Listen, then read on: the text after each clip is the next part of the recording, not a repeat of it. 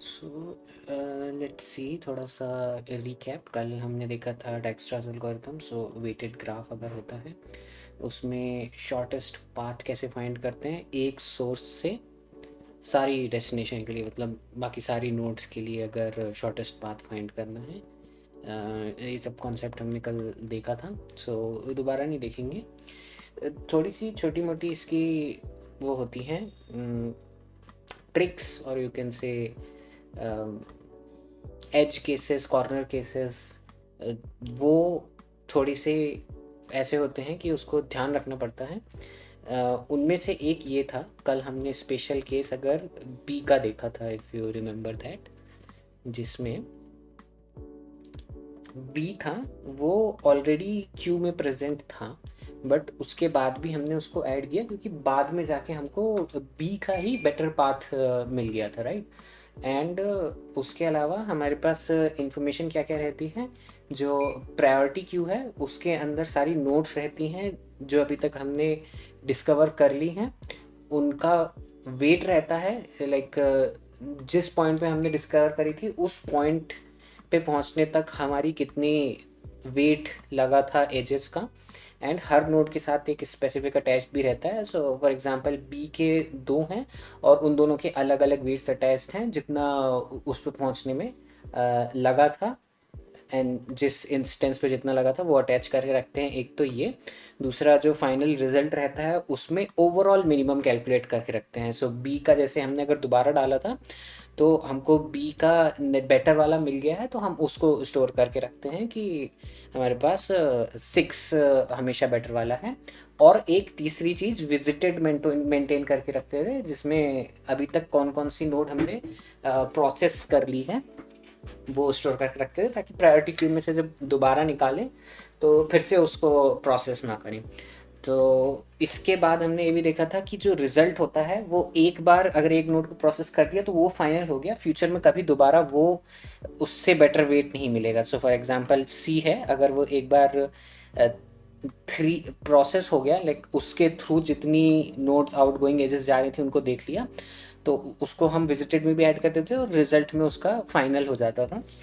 So we also saw कि हमको actually then visit की ज़रूरत नहीं है। अगर एक नोड रिजल्ट में फाइनल हो गई है तो कभी उससे बेटर प्रायोरिटी क्यू में नहीं मिलेगा। तो प्रायोरिटी क्यू से निकालते टाइम हम ये चेक कर सकते हैं कि अगर उसका वेट रिजल्ट में कम है जो प्रायोरिटी क्यू से आप ऑफर कर रहे हो उससे, तो आप उसको प्रोसेस ना करो। तो हमने देखा था बिना विजिटेड के भी हो सकता था।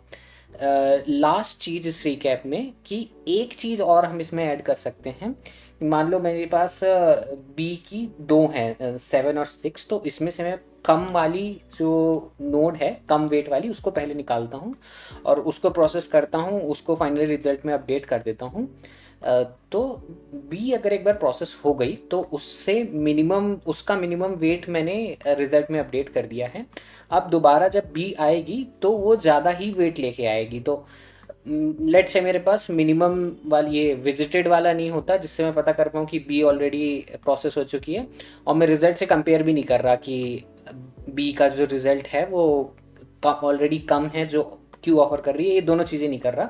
तो क्या होगा, बी पूरी फिर से प्रोसेस होगी और वो इस एक्स्ट्रा वेट के साथ में ऑफर करने का ट्राई करेगी कि ये मेरे नेबर नोड्स हैं, इनको बेटर फाइंड पाथ फाइंड करने का ट्राई करो। बट वो कुछ भी नहीं होगा क्योंकि ऑलरेडी हमने कम वेट वाली बी से पाथ फाइंड करने का ट्राई कर रखा है। तो इसका पूरे का कंक्लूजन ये है कि अगर आप विजिटेड भी नहीं रखते और फाइनल रिजल्ट में भी वो नहीं रखते हो, वो चेक नहीं करते हो कि कोई जो अब नई नोड आ रही है वो पहले से उससे बेटर प्रोसेस हो चुकी है कि नहीं, तो भी एल्गोरिदम चलेगी। बस इतना उसमें डिफरेंस हो जाएगा कि लास्ट टाइम मैंने ये गारंटी करी थी कि नंबर ऑफ नोड्स जो प्रोसेस होती हैं वो सारी एक एक बार होंगी, वो गारंटी नहीं रहेगी। हो सकता है कि बहुत सारी नोड्स मल्टीपल टाइम्स प्रोसेस हो जाएं, तो ऑप्टिमाइजेशन कम हो जाएगा but algorithm still works, right. So let's see, इस चीज़ को अगर मैं यहाँ पे ट्राई करूँ, ये कल वाला ही क्वेश्चन है ये वाला, यस, ठीक। कल हमने ये वाला देखा था, let's say using minimum heap और विजिटेड का भी यूज़ किया था, वो वाला क्वेश्चन, वो वाला इम्प्लीमेंटेशन देखते हैं एक सेकेंड। सो यहाँ पे देखो ये विजिटेड भी यूज़ किया है और इनिशियलाइज किया है विजिटेड को। देन कहाँ कहाँ विजिटेड खाली दिखा रहा हूँ मैं। विजिटेड को यहाँ पे जब जब हम उसको एक बार प्रोसेस कर देते थे, नोटिस यहाँ पे जब प्रोसेस कर रहे हैं तब उसको मार्क कर रहे हैं, ना कि ऐड करते टाइम पे। एंड फाइनली इसको यूज़ ऐसे किया था कि क्यू के अंदर जब हम एक नई नोड को पोल करते थे तो वो होती थी अगर वो ऑलरेडी विजिटेड है तो उसको डिस्कार्ड कर देते थे, राइट। सो जैसा मैंने कहा कि मैं इसको हटा देता हूँ, लेट से मैं नहीं कर रहा चेक, तो नई नोड्स आएंगी, वो प्रोसेस होंगी और वो वैसी हो सकती हैं, ऑलरेडी इंटरमीडिएट के लिए कंसीडर हो सकती हैं। सो वो किसी काम की नहीं है, but let them be process as well. So कोई इफेक्ट नहीं होगा, but still the algorithm will work.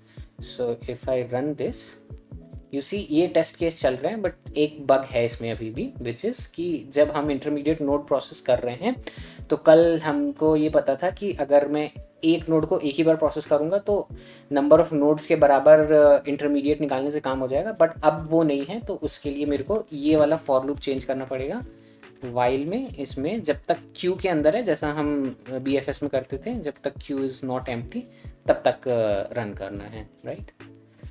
So this also works. तो इस केस में मैं विजिटेड भी हटा सकता हूँ, सारे उसके इंस्टेंस हटा दिए तो भी चलेगा, ठीक। अब ये मतलब ये सब बताना इसलिए ज़रूरी है क्योंकि सॉरी मैन तो ये सब बताना इसलिए ज़रूरी है क्योंकि डी एफ एस का डैक्स्ट्रा का जो इम्प्लीमेंटेशन होता है वो इन तीनों में से कोई सा भी कर सकते हैं, और कुछ कुछ केसेस में one of them is easier than other to implement. तो depending on the question you have to decide कि इन तीनों में से कौन सा करना है।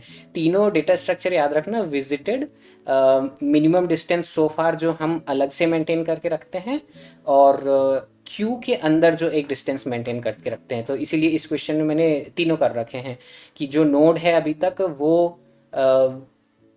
कितनी डिस्टेंस में मेरे को मिली है ये भी डेटा रखा है, एक नोड की ओवरऑल मिनिमम कितनी डिस्टेंस है वो भी रखा है, प्लस एक नोड विजिटेड हुई है कि नहीं, वो तीनों रखे थे। और उन तीनों को डिपेंडिंग ऑन द क्वेश्चन मैं रिमूव और ऐड कर सकता हूँ, right.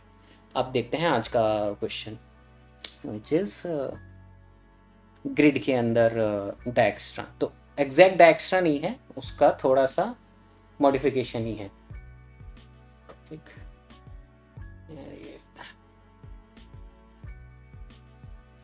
Some issue with GFG.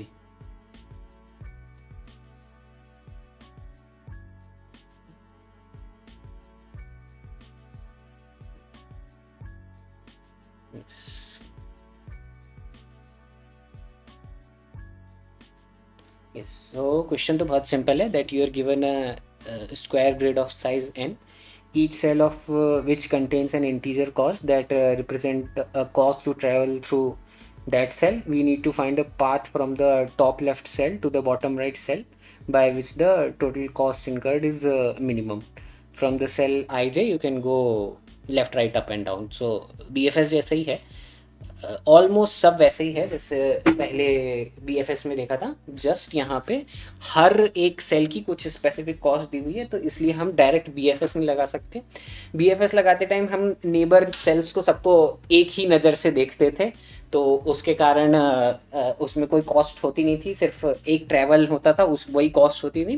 तो इसलिए जो सारे नेबर थे उनको एक ही तरह से देखते थे, और उनमें जो सबसे पहले मिल जाता था वो शॉर्टेस्ट पाथ हो जाता था, राइट। अब इसमें अगर कॉस्ट दी हुई है, बस ये डिफरेंस होता है वैसे BFS और डैक्स्ट्रा में। अगर वेटेड ग्राफ दिया मिनिमम कॉस्ट फाइंड करनी है तो डैक्स्ट्रा, अगर वेट नहीं है ग्राफ में तो BFS, ठीक। इसका इम्प्लीमेंटेशन थोड़ा सा कल देखा था वैसे हमने प्रीव्यू, आज थोड़ा डिटेल में देखते हैं इसको,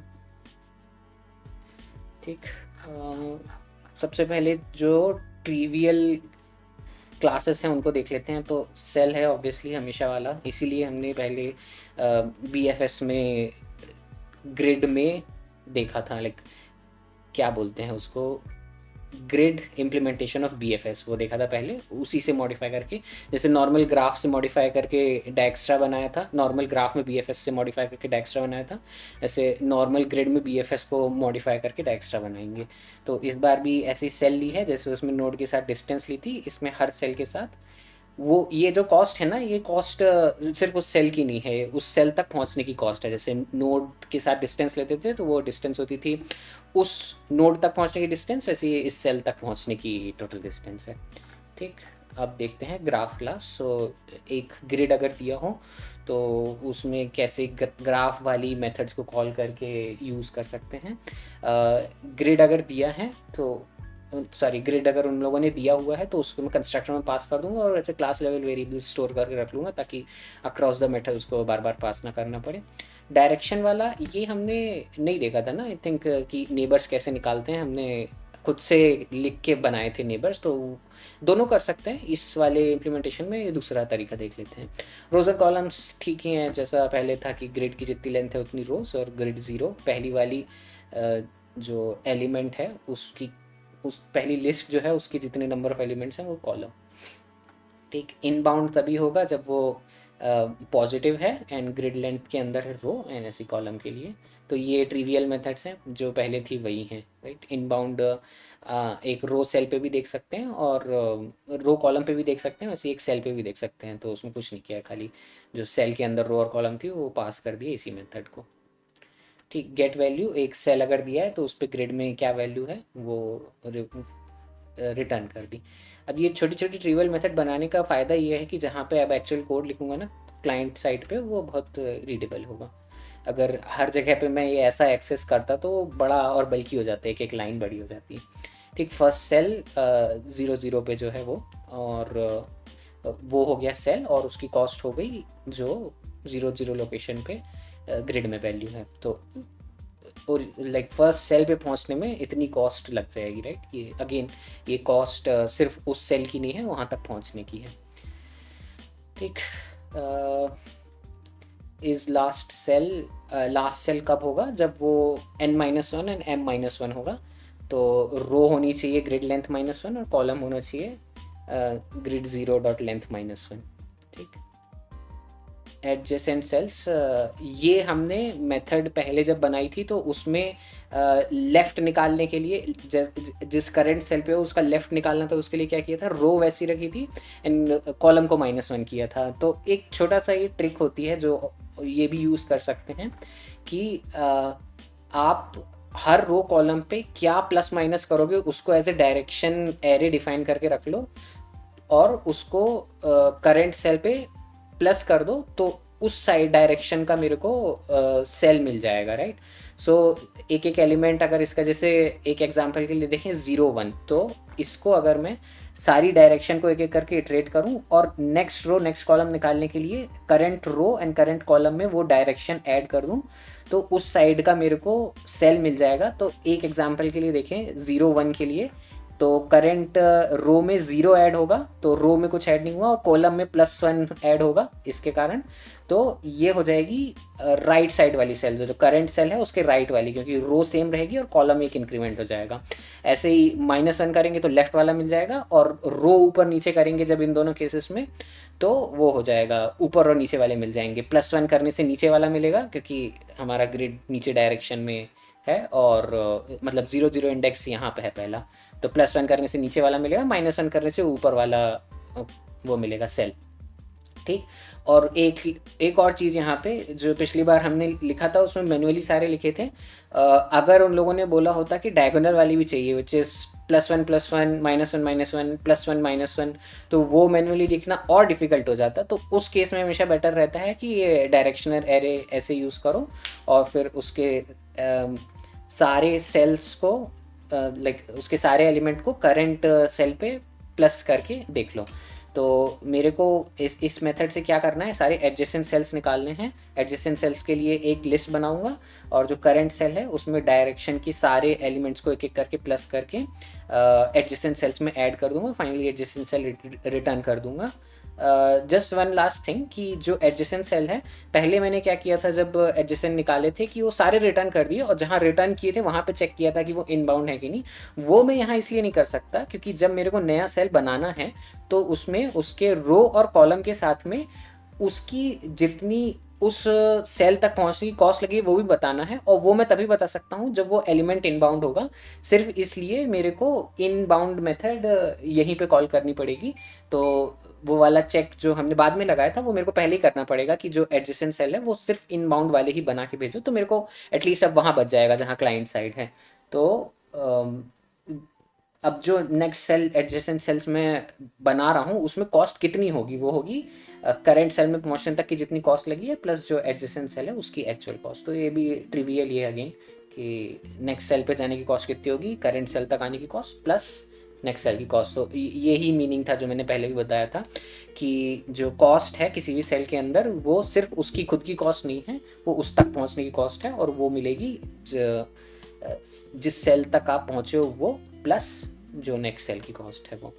इससे मेरे को एडजेसेंट सेल मिल जाएंगे। अब ये सब हो गया मेरा ग्राफ के रिलेटेड मेथड। अभी तक इसमें मैंने वो नहीं लगाई है डायएक्स्ट्रा, ठीक। इसको बनाने के बाद में हम डायएक्स्ट्रा लगाते हैं। मिनिमम डिस्टेंस कीपर, तो वो जो मिनिमम डिस्टेंस हमने उसमें एज अ एरे स्टोर करके रखी थी ग्राफ वाले डायएक्स्ट्रा में, इसमें 2 डायमेंशनल है, तो मेरे को लगा ऐसा कि ये अलग क्लास बनाना थोड़ा सा बेटर है। बट नहीं भी बनाओगे तो भी चलेगा, ये वाला जो जितनी भी मेथड है इसकी सब सिंगल लाइन की हैं तो इनलाइन कर दोगे, that is also fine. Only that इस वाले केस में ये हैव पाथ छोटा है नंबर ऑफ कैरेक्टर्स में, इतना लिखना थोड़ा ज़्यादा बड़ा हो जाएगा।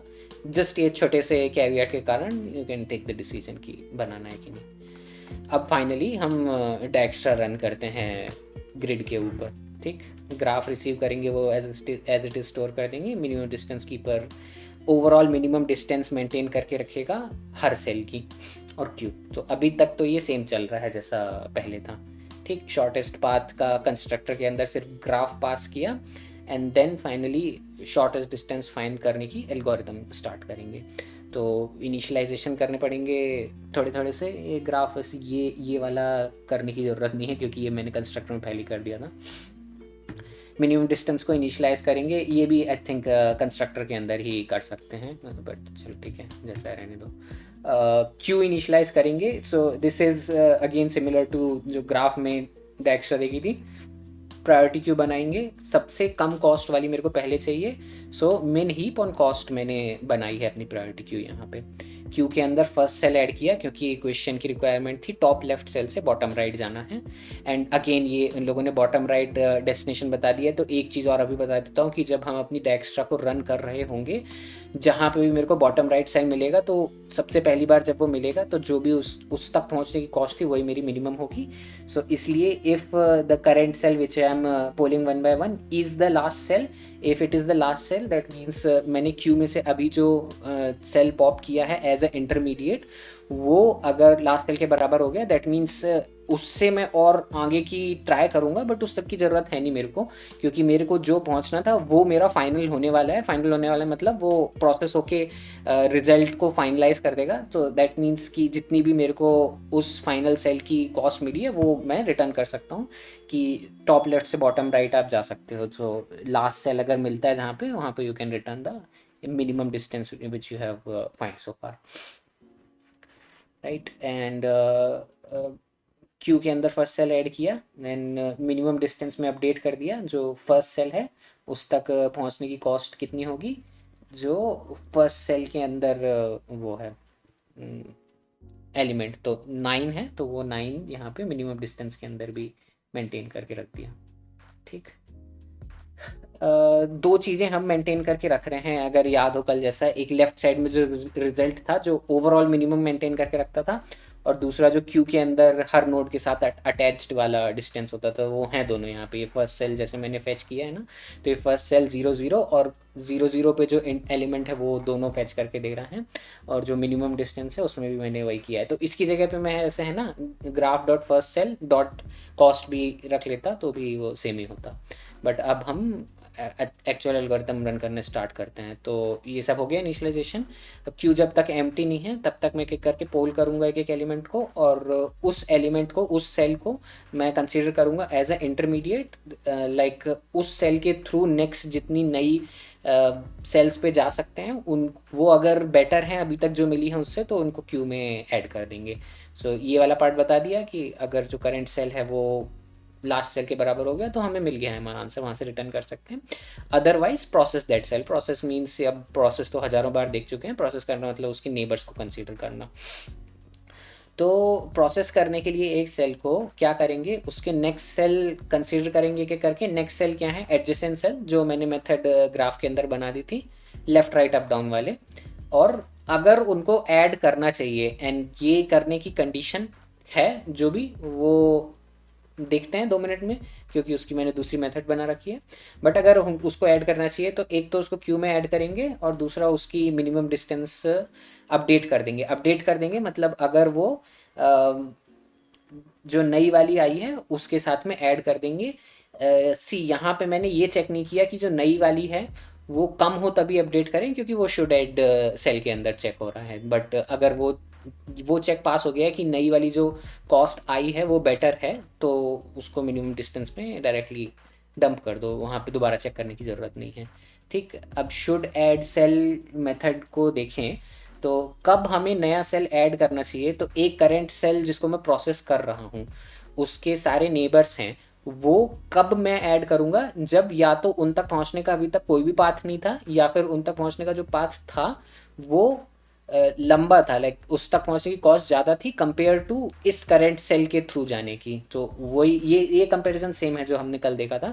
सो दो दो चीज़ें हो सकती हैं, या तो वो नल हो, it doesn't have paths, doesn't have मतलब वो नल है। तो अच्छा, मिनिमम डिस्टेंस कीपर की मेथड्स बहुत ट्रिवियल है, बट देख लेते हैं। हैव पाथ मतलब इट इज़ नॉट नल, सो वहाँ तक पहुँचने की जो मिनिमम कॉस्ट है वो नॉट नल है, दैट मीन्स हमको अभी तक कुछ डिस्टेंस मिल गई थी, so that means it has some path.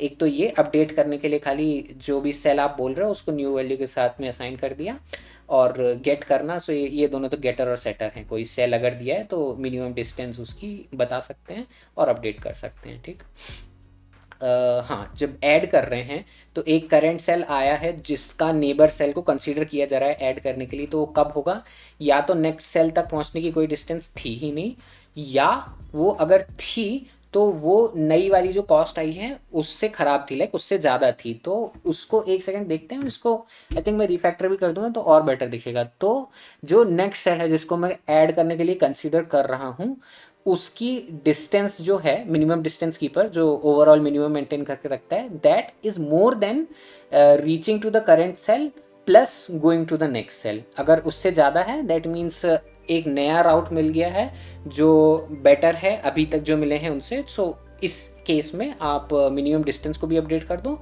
और जो नेक्स्ट सेल है उसको क्यू में भी ऐड कर दो।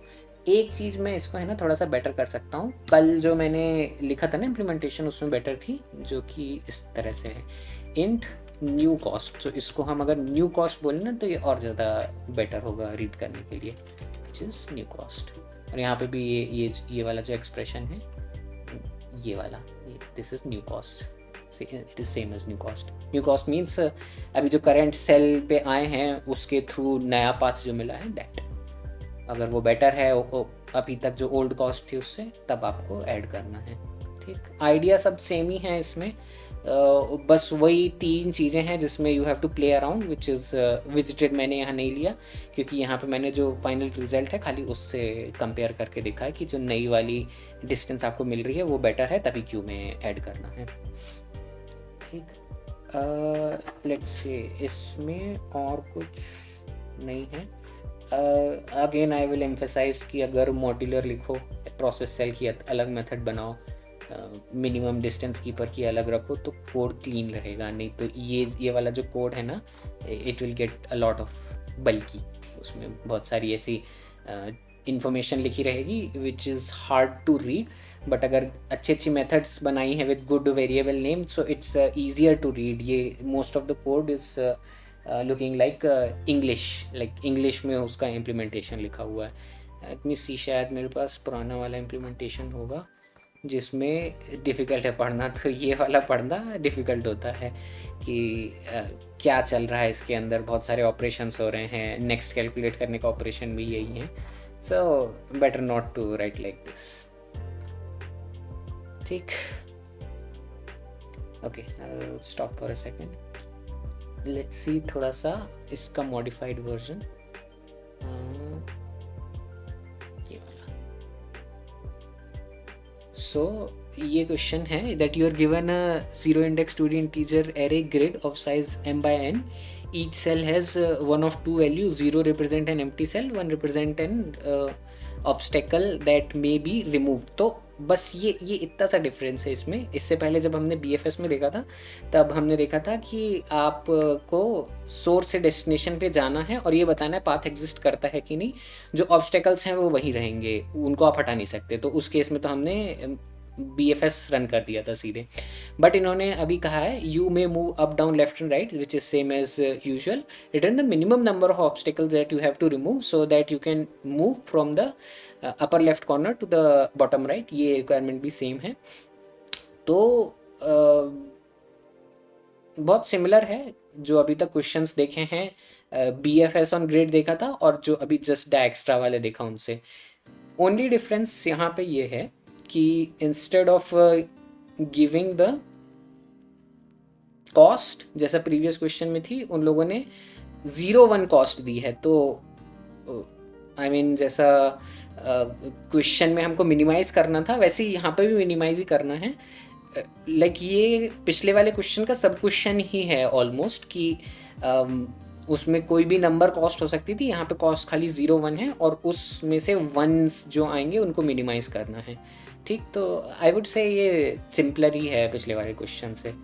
ठीक, जहाँ पे डिफरेंस है खाली वो बताता हूँ मैं। ग्रिड ग्राफ वाली मेथड सब सेम, कुछ डिफरेंस नहीं है इसमें।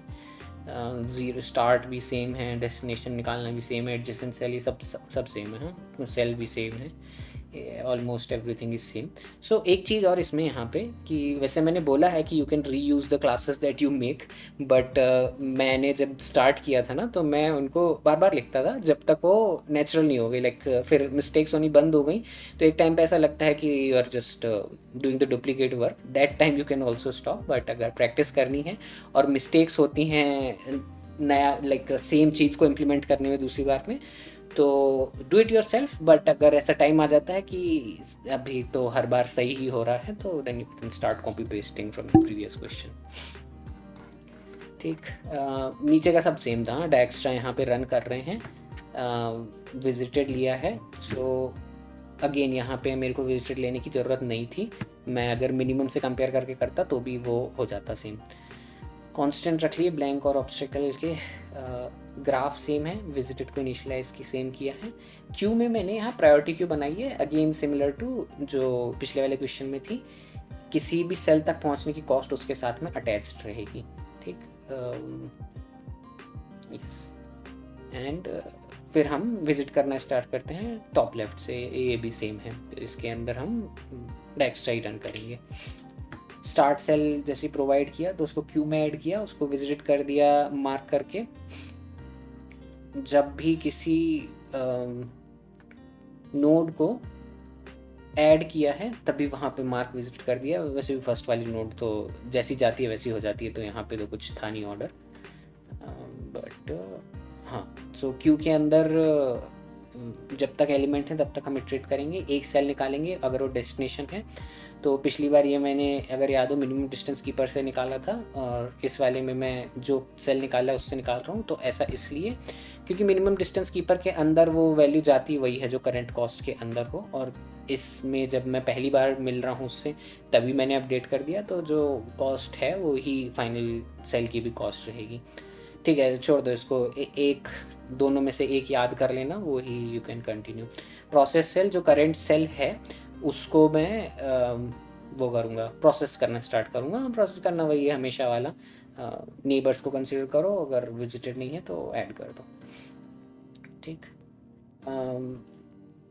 हाँ एडजेसेंट सेल निकाले, अगर वो विजिटेड नहीं है तो ऐड कर दिया, मार्क विजिटेड करके उसमें ऐड कर दिया। सो नाउ सी, इस वाले केस में इफ़ यू सी, मैंने बहुत बार बोला है कि क्यू के अंदर जब ऐड कर रहे होते हैं डैक्स्ट्रा में तब मार्क नहीं करते हैं, जब निकाल रहे होते हैं तब करते हैं, बट मैंने इसमें ऐड करते टाइम ही कर दिया।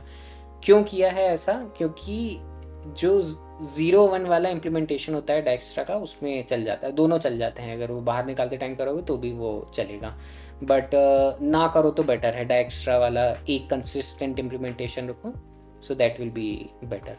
ठीक, और इसके अलावा कुछ नहीं है इसमें। अभी एक लास्ट चीज़ इसमें कि जैसा मैंने बोला है, this question is sub question from the previous one, उसमें any number could have been cost in a cell, इसमें सिर्फ वो 0-1 है। So this is again standard graph question. Graph में अगर कोई वेट नहीं होता है एजेस का, लाइक सबका वेट 1 होता है और मेरे को मिनिमम डिस्टेंस फाइंड करनी होती है सोर्स से डेस्टिनेशन की, तब मैं BFS लगाता हूँ। बट अगर कुछ वेट होता है तो मैं डायक्स्ट्रा लगाता हूँ। एक ये तीसरा स्पेशल केस है कि वेट खाली 0 या 1 हो सकता है, तो उस केस में BFS नहीं लगा सकता, क्योंकि क्या पता किसका 0 है किसका 1 है। मैं डायक्स्ट्रा यूज़ कर सकता हूँ, बट डायक्स्ट्रा इनएफिशिएंट होगी। लाइक उन्होंने जो कंस्टेंट मेरे को 0-1 वाला दिया है उसको मैं यूटिलाइज नहीं कर पा रहा हूँ, राइट। इसका मतलब मैं अपने डायक्स्ट्रा की तरह ही चला रहा हूँ, लेकिन अगर वो 0-1 है तो मैं एक छोटी सी ट्रिक लगा के इसको बेटर कर सकता हूँ, इसको इम्प्लीमेंटेशन को, जो डायक्स्ट्रा से मोर एफिशिएंट होगी और BFS से ज़्यादा करेक्ट होगी, बीच का राउट। ठीक, उसको देखते हैं एक सेकेंड में। तो वो करने के लिए क्या करना है, सी मैं इसमें ट्राई करता हूँ, नहीं होगा तो फिर एक्चुअल वाले इम्प्लीमेंटेशन में देखेंगे।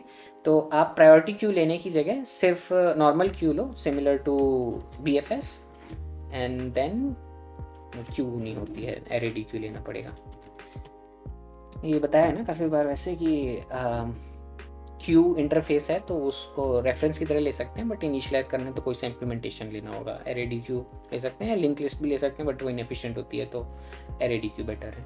ठीक, अभी ये मैंने कर दिया, तो अभी तो ये BFS चल रही है, तो ये 0-1 वाले को हैंडल करने के लिए 0-1 BFS का स्टैंडर्ड इम्प्लीमेंटेशन ये होता है कि आप जो नई नोड ऐड कर रहे हो ना, तो 0 डिस्टेंस वाली जो हैं उनको क्यू के फ्रंट पे ऐड करो। दैट मीन्स उसको मैं फर्स्ट देखूंगा, उनको मैं पहले देखूंगा, और जो 1 वाली हैं उनको मैं बाद में देखूंगा, तो उनको क्यू के बैक साइड में ऐड कर दो, और जो पोलिंग है वो हमेशा फ्रंट से करो। तो 0 डिस्टेंस वाली पहले मिलेंगी, और जब 0 डिस्टेंस वाली सारी एग्जॉस्ट हो गई और मेरे को डेस्टिनेशन नहीं मिला, तो फिर मैं 1 वाली एक्सप्लोर करना चालू करूँगा। तो उससे मेरे को डेस्टिनेशन तक पहुँचने की मिनिमम कॉस्ट स्टिल मिलेगी।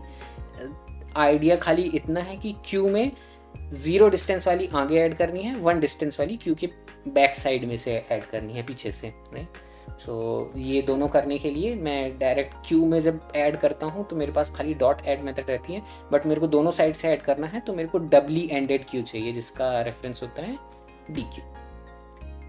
ठीक, अब फाइनली इसको ऐड करने के लिए क्या करते थे, मार्क विजिटेड तो करते थे, खाली ऐड करने के टाइम पे चेक करते हैं कि इफ़ एडजेसेंट सेल की वैल्यू अगर निकालनी है, कहाँ से निकालते हैं, ग्राफ मेथड होगी मेरे पास गेट वैल्यू की, इस वैल्यू है, बाउंड हटा दिया था, इस वैल्यू से भी देख सकते हैं। If graph dot is value ADJ cell जो मैं ऐड करने का ट्राई कर रहा हूँ, if it is equals to blank, then add it in the queue, add queue dot add first में एडजेसेंट सेल, अदरवाइज वो 1 वाला है तो उसको लास्ट में ऐड कर दो, खाली इतना, dot add last ADJ cell, बस इतना कर देंगे तो हमारे को यहाँ पे प्रायोरिटी क्यू नहीं लेनी पड़ेगी। और जब नॉर्मल क्यू रहते हैं तो उसमें से पोल करने की टाइम कॉम्प्लेक्सिटी ऑर्डर 1 होती है, तो इसके कारण इस इम्प्लीमेंटेशन की टाइम कॉम्प्लेक्सिटी उतनी हो जाएगी बी प्लस ई, बट डायक्स्ट्रा की कॉम्प्लेक्सिटी होती है ई लॉग बी, सो वो थोड़ी ज़्यादा होती है। नहीं ठीक है, यही करना है खाली। ठीक है, तीनों केसेस याद हो गए ना। अगर कोई वेट नहीं दिया है तो बी एफ एस, 0-1 वेट है तो 0-1 बी एफ एस, और अगर एनी वेट हो सकता है तो डायक्स्ट्रा। आई नो थोड़ा सा कॉम्प्लिकेटेड है ये वाला, बट 0-1 बी एफ एस देखना। 0-1 बी एफ एस का है ना, कोई नॉर्मल क्वेश्चन नहीं मिला जो ग्राफ पे चला रहे हो मेरे को, बट इम्प्लीमेंटेशन ऐसी होती है। आई थिंक वो ग्राफ में अगर पूछा जाए कि एजेस का वेट खाली 0 और 1 हो सकता है तो उसमें इम्प्लीमेंट करना और इजी रहेगा, इसमें ग्रिड में थोड़ा सा और डिफिकल्ट रहता है बस। ठीक, I will stop for a second, we can see an even harder question. So Dijkstra में मेरे हिसाब से ये वाला मैक्सिमम लेवल का क्वेश्चन है, इससे हार्ड डायक्स्ट्रा में मतलब 45 मिनट 1 घंटे में तो नहीं हो सकता। Let's see, there is a country of n cities numbered from 0 to n-1, where all the cities are connected by bidirectional road. The roads are represented as a 2D integer array. Edges, where edges I is x, y and time, denote a road between cities x, y that takes time I minutes to travel. So edge का weight दिया है time के form में. There may be multiple roads to different travel with different travel times connecting the same two cities, मतलब multiple edges भी हो सकती हैं, but no road connecting a city to itself, self loop नहीं है. Each time you pass through a city you must pay a passing fees. तो हर node पे एक fees है. This is represented as a zero index integer array. Passing fees of length n, where passing fees I is the amount of dollar you must pay when you are passing through the city j. In the beginning you are at city 0 and you want to reach the city n-1 in maximum time or less. तो time का उन्होंने cut off दिया है मेरे को कि ये maximum time के अंदर आपको फाइनल सिटी तक पहुंचना है.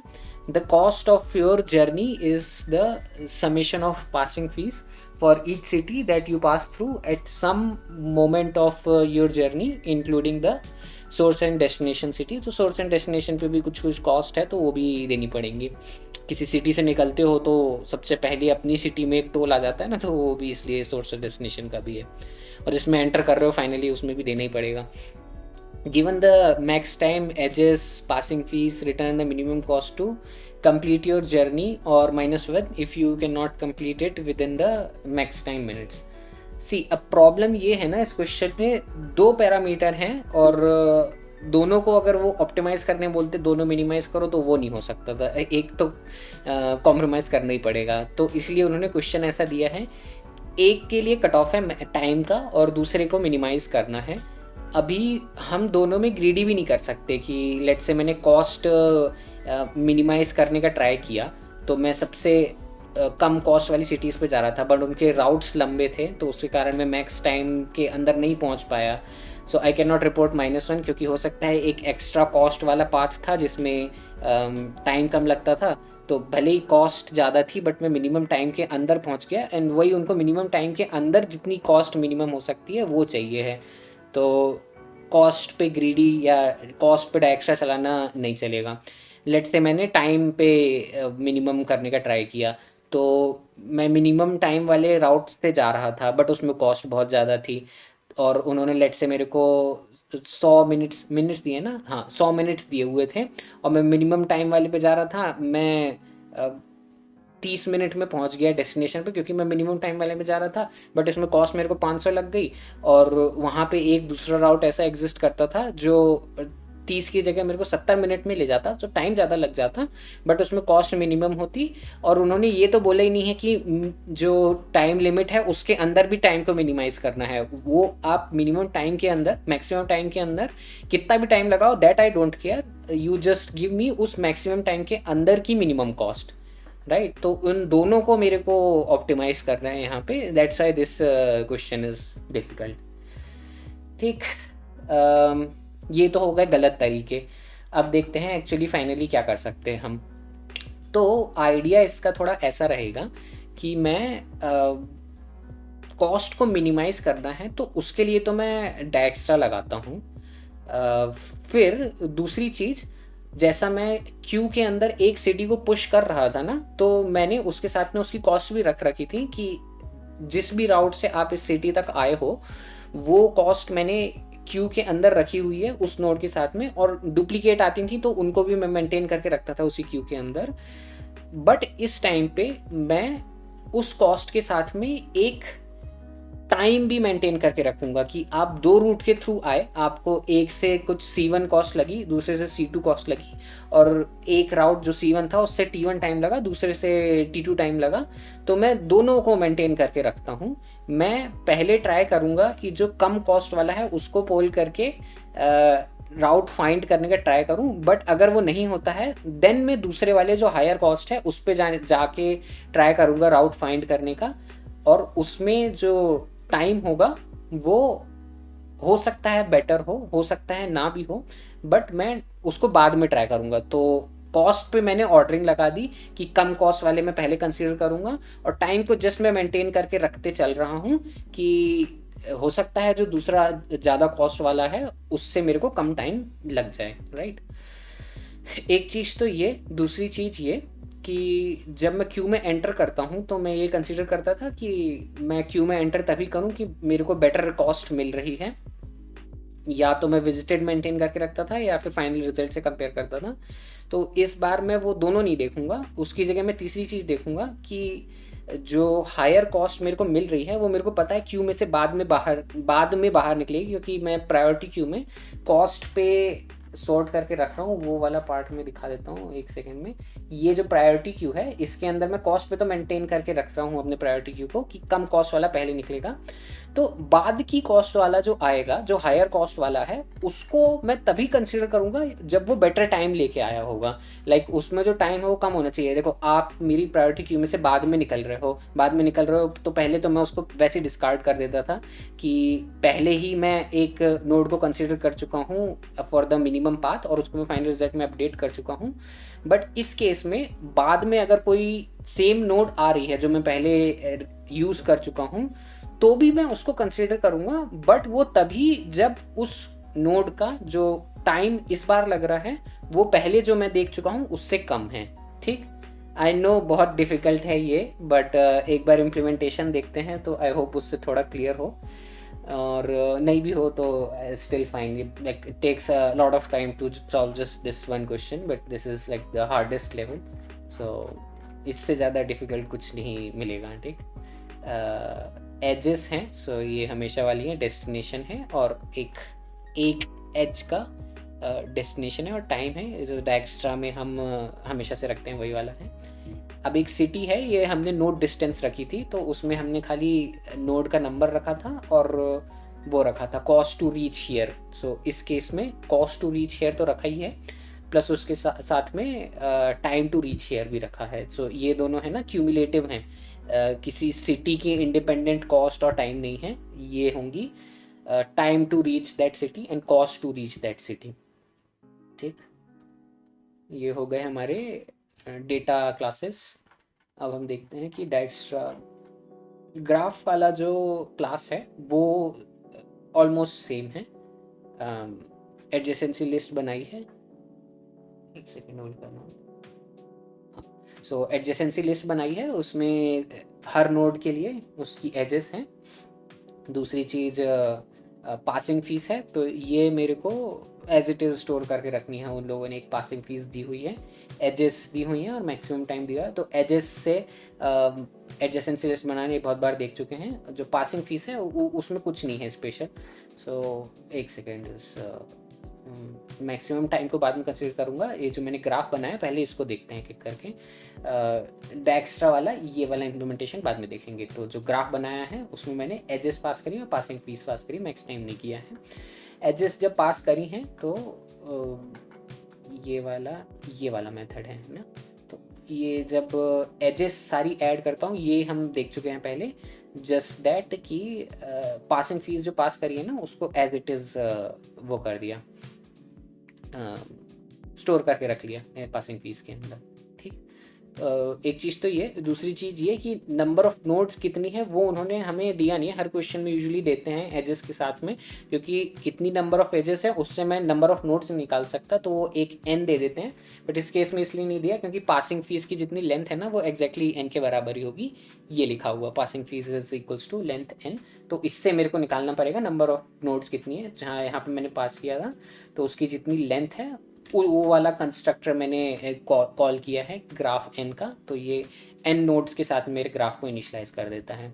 बट जहाँ एजेस होती हैं तो वो एजेस भी ऐड कर देता है। ठीक, ये वाला मैं दोबारा नहीं देख रहा क्योंकि ये अपन देख चुके हैं बहुत बार कि एजेस कैसे ऐड करते हैं। Size is same, number of nodes passing dot length के बराबर होगा। यहाँ पे एन भी रिटर्न कर सकते हैं, एन मैंने रखा नहीं है तो यही रिटर्न करना पड़ेगा। अगर करना हो तो एन स्टोर करके रख सकते हो, ये एन जो यहाँ मिलता है उसको दिस डॉट एन रख सकते हो, बट ये भी ठीक है। एंड गेट पासिंग फीस, तो एक नोड की कितनी कॉस्ट है वो फैच कर ली यहाँ पे, और हमेशा की तरह एडजेसेंसी लिस्ट, किसी भी नोड की कितने नेबर्स हैं वो as a list of edges fetch कर लिया। ठीक, ये ग्राफ क्लास तो ठीक है, माइनर मॉडिफिकेशंस खाली। डेक्स्ट्रा देखते हैं, अब ये थोड़ी डॉन्टिंग होगी, डिफ़िकल्ट। क्या बोला था मैंने, कॉस्ट को मिनिमाइज़ करना है और मैक्सिमम टाइम है उसको मैं दोबारा तभी कंसीडर करूँगा जब वो अभी तक जितने मिनिमम टाइम मिला है किसी नोड के लिए उससे बेटर मिला हो। ठीक, मैक्सिमम टाइम ये जो उन्होंने क्वेश्चन में कट ऑफ दिया है, एंड डेस्टिनेशन ये हमेशा n-1 रहेगी। ये वाला मेथड देख लेते हैं एक बार से, इसको मैं ऊपर कर देता हूँ, अपना बार बार स्क्रॉल नहीं करना पड़ेगा। Just move it up, control x and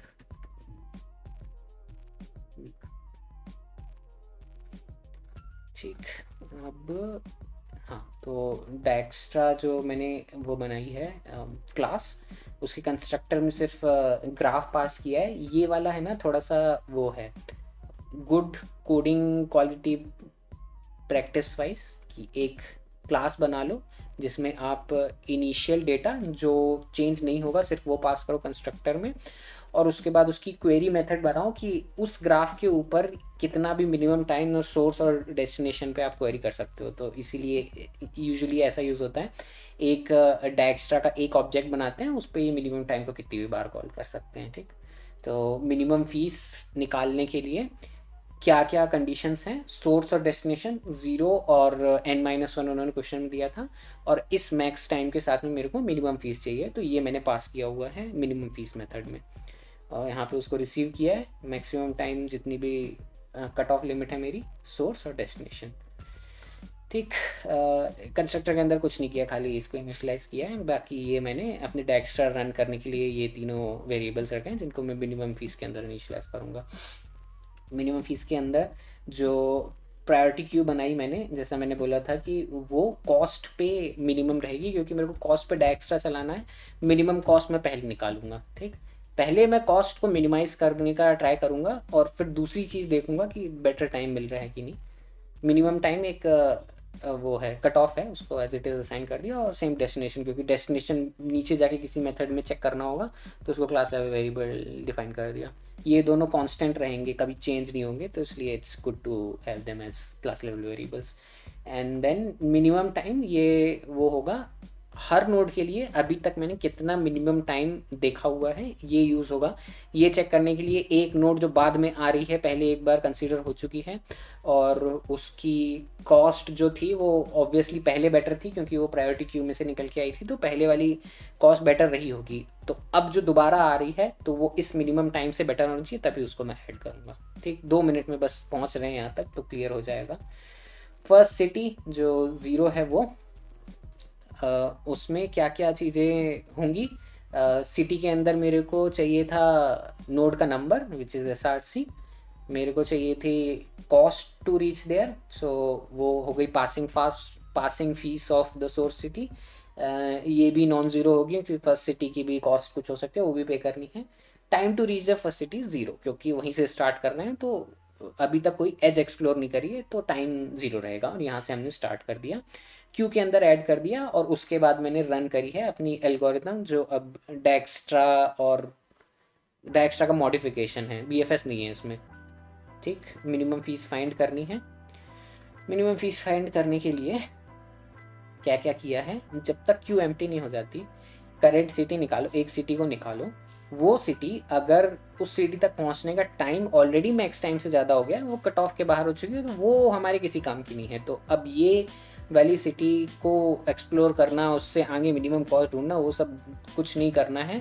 तो यहाँ पे मैं कंटिन्यू कर दूंगा कि दूसरी सिटीज़ देखो कोई बेटर टाइम वाली मिल जाए अगर। तो एक तो ये कॉर्नर कंडीशन, दूसरी ये कि अगर जो करंट सिटी निकल रही है वो डेस्टिनेशन के बराबर हो गई, इसलिए मैंने मैक्सिमम टाइम वाला पहले चेक किया था कि अगर जो सिटी निकाल रहे हो वो ऑलरेडी मैक्स टाइम से ज़्यादा है तो भी वो मिनिमम कॉस्ट देने के काम की नहीं है।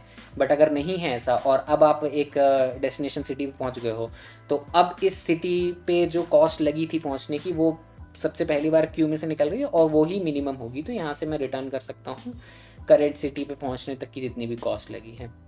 ठीक, और अगर ऐसा ये भी नहीं है तो then you process its neighbours current city के। ये सब करने के बाद में एक भी बार हम डेस्टिनेशन तक अगर नहीं पहुँचे तो देन उस केस में रिटर्न -1, नहीं तो प्रोसेस करना नोड को देखते हैं। और प्रोसेस भी अब थोड़ा सा मॉडिफाइड है डेक्स्ट्रा से। ठीक, यस, सो ये वाला पोर्शन सेम है, शुड ऐड वाला चेंज होगा। तो इम्प्लीमेंटेशन में उतना ज़्यादा मॉडिफिकेशन नहीं है, आइडिया डिफ़िकल्ट है इसका, जो मैं स्टार्टिंग में एक्सप्लेन कर रहा था। एक बार उसको और बता दूंगा वैसे।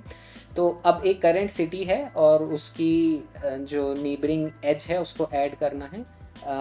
दैट मीन्स एक सिटी की एक नेबर को एक एक करके कंसीडर कर रहे हैं, तो इसलिए मैंने यहाँ पे एक सिटी निकाल ली थी और उसके सारे नेबर्स देखे थे। आई थिंक पहले वाले सारे इम्प्लीमेंटेशन में मैं ये फॉर लूप प्रोसेस के अंदर रखता था, थोड़ा सा इनकन्सिस्टेंट है, तो ये फॉर लूप में है ना, इसके अंदर चला सकता हूँ तो भी कोई ज़्यादा डिफरेंस नहीं आएगा, बट ये भी देख सकते हैं। तो एक सिटी के लिए उसकी एक एज को एक बार में कंसीडर कर रहा हूँ और उसको ऐड करना है कि नहीं वो देख रहे हैं इसमें प्रोसेस नोड के अंदर। ठीक, तो अब एक नोड जिस करंट सिटी पे आप पहुंच गए हो उसकी एक एज को जब कंसीडर कर रहे हो, तो उस नेक्स्ट नोड, उस नेबर नोड को एक्सप्लोर करना है, लाइक इस एज को कंसीडर करना है। उसके लिए हमने हमेशा क्या कंडीशन देखी है, करंट सिटी तक पहुंचने की कॉस्ट प्लस जो एज है उसकी cost, and that will be current city dot cost plus passing fees of destination. तो इस वाले में एज की कॉस्ट नहीं है, इसमें नोड की कॉस्ट है ना, तो जिस नोड पे पहुंच रहे हो वो ऐड करेंगे करंट सिटी की कॉस्ट में, और उससे मेरे को मिलेगी जो नेक्स्ट सिटी है, नेबर सिटी है, उसकी उस तक पहुंचने की cost through the current city, जिसको मेरे को मिनिमाइज करना है हमेशा की तरह। तो ये डेक्स्ट्रा वाला ही पार्ट है, तो इससे मैंने नई वाली कॉस्ट कैलकुलेट करी। बट अनलाइक प्रीवियसली जहाँ पे मैं ये देखता था कि जो नई कॉस्ट मैं निकाल रहा हूँ जो करंट सिटी के थ्रू है, वो ओवरऑल अभी तक जितनी मेरे को मिनिमम मिली है नेक्स्ट सिटी के लिए उससे कम होती थी, तभी प्रायोरिटी क्यू में ऐड करता था। वो नहीं करूँगा यहाँ पे मैं दूसरी कंडीशन लगाऊंगा। तो should add that destination city की कंडीशन इस बार ये रहेगी कि वहाँ तक पहुँचने का टाइम या तो अगर नल था मतलब अभी तक एक बार भी नहीं मिली, या फिर उस तक पहुँचने का जो टाइम था वो ज़्यादा था इस सिटी के थ्रू आने का। सो करंट सिटी तक आने का टाइम प्लस जो अब एज का टाइम कैलकुलेट करेंगे। सो ये वाला जो पोर्शन होगा ना, ये होगा new found time. So that is जो करेंट सिटी है इसको थ्रू जाने का जो पाथ है उसमें जो टाइम मिला है वो अगर बेटर है जो अभी तक मेरे को टाइम मिला है डेस्टिनेशन सिटी तक जाने के लिए, तभी मैं ऐड करूँगा ये नेक्स्ट सिटी को। नेबर एज वाली जो है ये नेक्स्ट सिटी है, इसको सिर्फ तभी ऐड करूँगा। और अगर ऐसा हो गया है तो फिर मैं मिनिमम टाइम अपडेट कर दूंगा डेस्टिनेशन सिटी के लिए न्यू कॉस्ट से, और क्यू के अंदर ऐड कर दूंगा नई वाली सिटी। और नई वाली सिटी के जो पैरामीटर्स होंगे वो कैसे होंगे वो देखते हैं क्या करके। नई सिटी को ऐड कर रहे हैं तो उसका जो नोड का इंडेक्स है वो पता है, जो एज है उसका डेस्टिनेशन, और उसकी कॉस्ट कितनी होगी, ये होगी कर कंपाउंड कॉस्ट। इसीलिए इसको मैंने पहले कैलकुलेट करके रखा था करंट सिटी की कॉस्ट प्लस डेस्टिनेशन सिटी की कॉस्ट, तो इसमें सिटी है, खाली इतना डिफरेंस है यहाँ पे डायक्स्ट्रा में कि हम यहाँ पे एज की कॉस्ट ऐड करते थे, करंट सिटी तक पहुँचने की कॉस्ट प्लस एज की कॉस्ट, तो इसमें एज पे कॉस्ट नहीं है, इसमें कॉस्ट है सिटीज़ पे, तो मैंने वो खाली सिटी की कॉस्ट ऐड करी। अच्छा एक चीज़ और यहाँ पे, तो हर बार क्वेश्चन में एजेस में कॉस्ट होती है, एजेस की जगह अगर ऐसा उन्होंने सिटीज़ पे कॉस्ट दे दी हैं तो कोई ज़्यादा डिफरेंस है नहीं ना, जैसा मैं एज की कॉस्ट ऐड करता था, एज की जगह मैं उस सिटी की कॉस्ट ऐड कर दूंगा जब मैं एज को कंसीडर कर रहा हूँ, राइट। सो वो ज़्यादा प्रॉब्लम वाला नहीं है, डायक्स्ट्रा कैन ईजिली हैंडल दैट। और अब ये जो नई सिटी ऐड कर रहा हूँ उसमें 3 चीज़ें ऐड कर दी, एक तो जो नेक्स्ट सिटी है वो उसका इंडेक्स जो उसकी कॉस्ट होगी वो, और लास्ट चीज़ जो अब नया टाइम मेरे को मिला है, राइट, और ये नया टाइम बेटर टाइम मिला है तभी मैं इसमें ऐड कर रहा हूँ, राइट। अब ये सब कर लिया तो क्यू के अंदर एक चीज़ नोटिस करना कि अब मैंने वो वाली कंडीशन हटा दी है कि आप क्यू के अंदर सिटी को तभी ऐड करो जब बेटर कॉस्ट मिल रही हो, तो ऐसा हो सकता है कि क्यू के अंदर ऐसी सिटीज़ प्रेजेंट हों जो सेम है, सेम सिटी है और उनकी डिफरेंट कॉस्ट है, और डिफरेंट कॉस्ट में भी पहले जो सिटी आ गई थी उसकी कॉस्ट कम थी, बाद में आई है वो ज़्यादा है फिर भी मैंने उसको ऐड कर दिया, जस्ट उस केस में जब मेरे को वो ज़्यादा कॉस्ट वाली सिटी कम टाइम के साथ में मिल रही थी, तो हो सकता है कि वो मेरे को फ्यूचर में कोई बेनिफिट प्रोवाइड कर दे, भले ही ज़्यादा कॉस्ट की सिटी ऐड हुई है बट उसका टाइम एटलीस्ट कम है, ठीक। ये सब कर दिया तो प्रोसेस हो जाएगी एक नोड और ये पॉपुलेट कर देगी क्यू को, और फिर वापस जब वाइल लूप पे आएंगे तो फिर से उन सिटीज़ को कंसिडर करेंगे जो अभी ऐड हो चुकी हैं क्यू के अंदर from processing the previous node, and then continue करेंगे इसको, एंड देन मिल गया कहीं पे डेस्टिनेशन तो return in the cost, otherwise return -1। That is all the implementation. I know very difficult है। एक चीज़ तो ये, दूसरी चीज़ ये वाला जो कंडीशन लगाई है ना मैंने, इसमें हमको वो कॉस्ट पे तो डायक्स्ट्रा लगानी पड़ेगी क्योंकि वो मिनिमम फाइंड करनी है। टाइम के लिए आई थिंक थोड़े बहुत और मेथड हो सकते हैं, मेरे को ये सिंपलेस्ट लगा। आई थिंक विजिटेड का यूज़ करके मे बी, या फिर हर सिटी के अंदर कॉस्ट ऐसा कुछ मेंटेन करके may be, I don't not 100% sure, but इसमें कुछ मॉडिफिकेशन अपने से भी बना सकते हो which is also right, but as far as I know this is the most easiest one.